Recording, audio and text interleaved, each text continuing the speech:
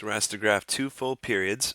Real quick, a period is how many times the function repeats itself, how many spaces on the x-axis until the function repeats itself. So here and here are two places where it started repeating, right?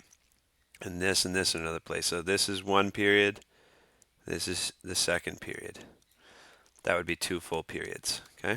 And then I want you to state the amplitude, period, and midline.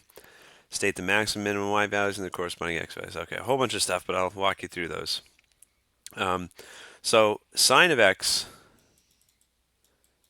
before you mess with it and change any numbers, sine of x, the graph looks like this.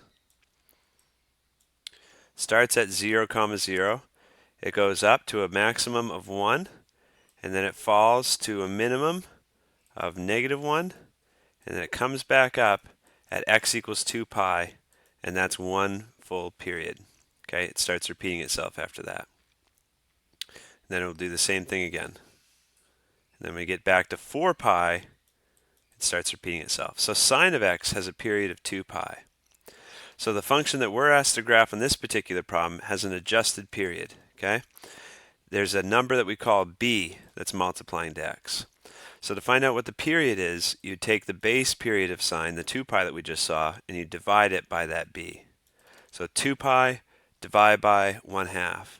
So it's like 2 pi divided by 0.5, okay? That makes 4 pi. So that means that this graph should repeat itself every 4 pi units instead of every 2 pi units. Okay, so the period of this graph is 4 pi. So we've got that part done. The amplitude is just this number. It's the absolute value of whatever number's out front. The amplitude is 2.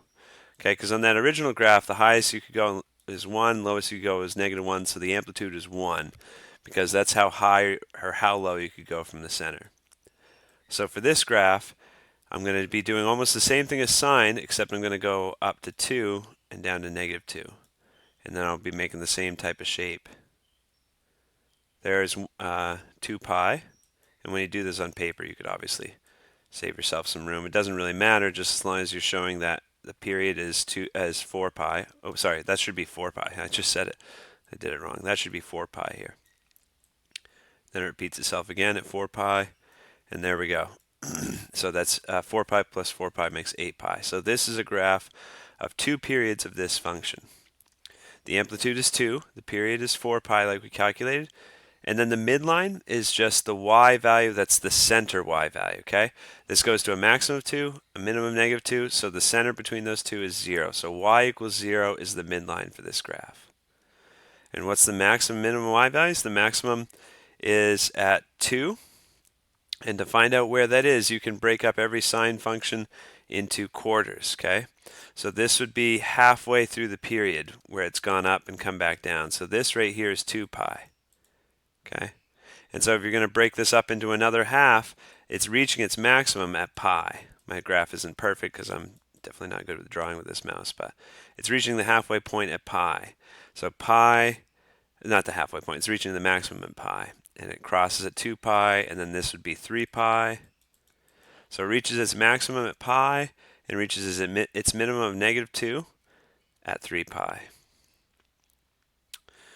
Okay, so that's it for that graph. Okay, now this graph over here, it's got the same amplitude as the last one, 2. But there's a couple other things happening. There's a -21 and a +4.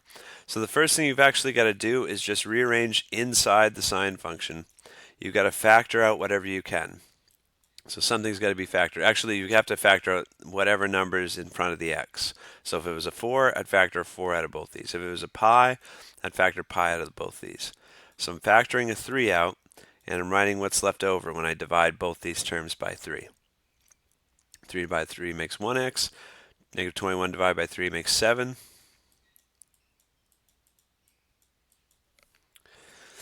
Okay, so I factored out the 3, and now it's in this regular standard form. And so what you're going to want to do with those extra numbers is, look, when we started our graph of sine, we usually start right here at 0, 0, right? So the -7 is actually telling you to start 7 units to the right of the origin. -7, you'd think you'd go to the left, but it's just saying you've shifted 7 units up. So this would be the new origin. Okay, but this +4 also does something. The +4 is called a vertical shift. Instead of having our midline right at 0 like last time, We're up 1, 2, 3, 4. Our starting dot is up here, and then we'll do our sine function from there. Okay, so instead of starting down here, we had a horizontal shift of -7, so that means I go 7 units to the right. And then the +4 shifted our starting dot up here. So this is where we're going to start doing our sine stuff. Now look, the amplitude is 2. So that means the highest point is going to be 2 units up from my starting dot. So it's going to be, right now we're at 4. It's going to go up to 6, down to 2, and then back. Okay. What else haven't we done? Oh, the period is adjusted now. Remember, you always take the number that was multiplying to x, and you divide that from 2 pi. So this thing should start repeating itself every 2 pi over 3 units, which is not very nice. So you can just write it like this for if you're my student. It should repeat itself every 2 pi over 3 units. Sorry, not sure where we left off, but we're 7 plus 2 pi over 3. And so that's where we should be back to the start. We should be repeating ourselves. So we got to go up 2 units because our amplitude is 2, down 2 units, and then we're back to the start. Up 2 units, down 2 units, and then back to the start. So there's a rough sketch.